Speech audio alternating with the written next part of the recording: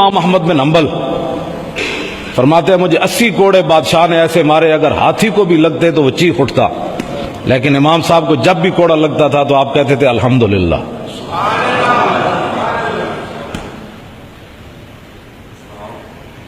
اور آپ کے صاحبزادے حضرت عبداللہ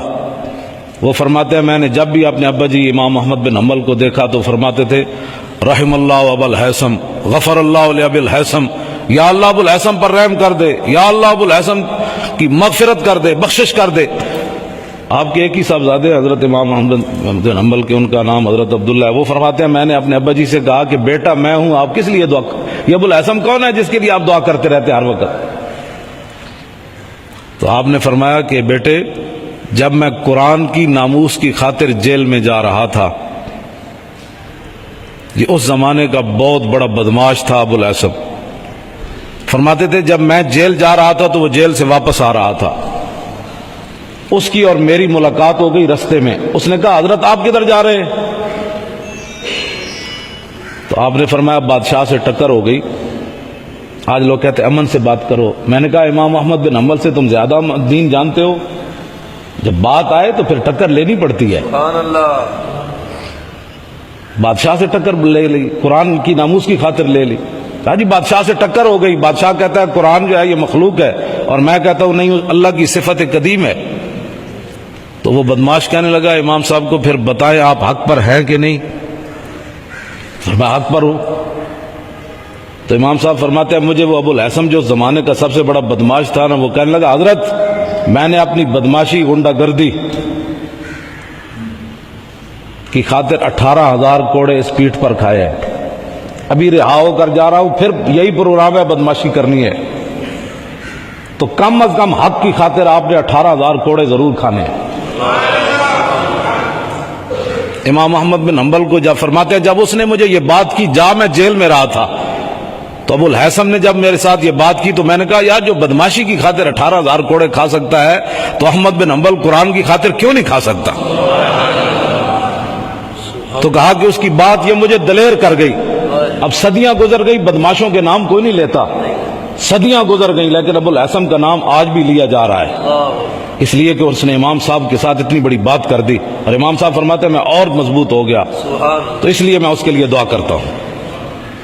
اگر کوئی بدماشی کی خاطر غنڈہ گردی کی خاطر جیل میں چلا جاتا ہے، ہمارے لڑکے جو ہے نا سال سے اندر ہیں جنہوں نے بتیاں بجھائی تھیں، ان کو 5 سال کی انہوں نے سزا سنائی ہے، جرم صرف یہ ہے کہ انہوں نے بتیاں جل رہی تھی شیطان تاثیر کی اور انہیں بجھا دی، نہ کسی کو ڈنڈا مارا، نہ کوئی بندہ زخمی ہوا، نہ فائرنگ ہوئی۔ آپ سمجھ سکتے ہیں کہ ناموس رسالت میں کفر کہاں جا کھڑا ہوا ہے۔ یہ تاریخ میں ایسا فیصلہ نہیں ہوا ہوگا کہ لڑکوں نے صرف موم بتی بجھائی اور وہ بھی گستاخ رسول کی، اور وہاں نعرہ لگ رہا تھا کہ سلمان تاثیر تیرے خون سے انقلاب آئے گا۔ 12 ربیع الاول شریف کا دن ہے، عصر کے بعد، پچھلے سال 4 جنوری اور 12 ربیع الاول شریف ایک ہی دن تھے، پوری امت مسلمہ حضور کا آمد کا تذکرہ ہو رہا تھا، سرکار کی آمد مرحبا، اور گستاخ کھڑے ہو کر یہ نعرہ لگا رہے تھے ملا گردی نہیں چلے گی، یہ لفظ بھی کہہ رہے تھے۔ تو ہمارے لڑکوں نے وہاں موم بتیاں بجھا دیں اور ان کا جرم اتنا بڑا بن گیا کہ انہوں نے ان کو 5 سال کی سزا سنا دی اور قید با مشقت ان کو دی، اندر وہ روٹیاں اٹھائیں اور روٹیاں پکائیں، ہزار بندے کی وہ سالن اٹھا کر لے جا رہے ہیں، اور لڑکوں کی عمر کتنی ہے، کسی کی 22 سال، کسی کی 18 سال، اور ان پر یہ اب وہ لڑکے کیا کہتے ہیں؟ وہ لڑکے کہتے ہیں کہ لوگ ہمارے اندر ہاتھ چومتے ہیں، وہ لڑکے کہتے ہیں کہ ہم شرمندگی سے ادھر ادھر ہوتے ہی نہیں، جدھر جاتے ہیں لوگ ہمارے ہاتھ پکڑ بھائی تم وہ جو حضور کی ناموس کے لیے آئے بیٹھے ہو۔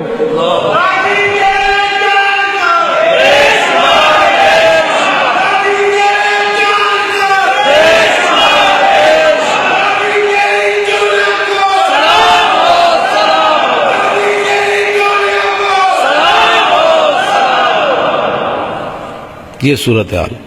اور ایک من میں سے لڑکا وہ MBA کر رہا ہے، اور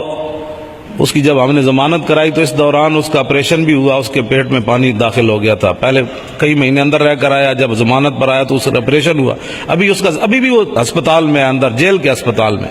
اور سب سے زیادہ استقامت میں وہ ہے، اور وہ کہتا ہے استاد صاحب کو کہنا ہماری وجہ سے پریشان نہیں ہونا. تو بتائیں اس لڑکے نے دین سلامہ جربہ دین.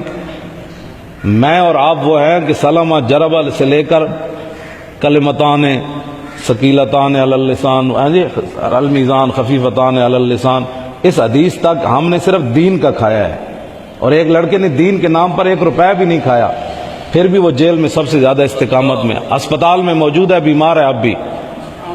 کئی مہینوں سے, سال تو ہو گیا 4 جنوری کو, لیکن پھر بھی وہ استقامت کے ساتھ بیٹھا ہے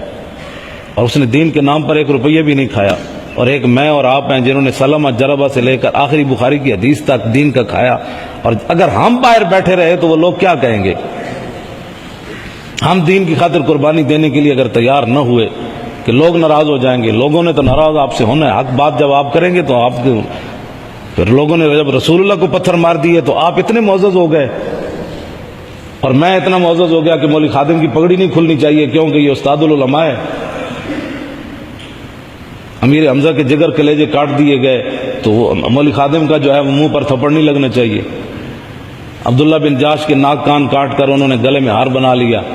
اور مولوی خادم کو کچھ نہیں ہونا چاہیے کیونکہ یہ استاد العلماء جو بن گیا. ان چیزوں کو اب ختم کرنا ہوگا. ممتاز قادری ایسے باہر نہیں آئے گا.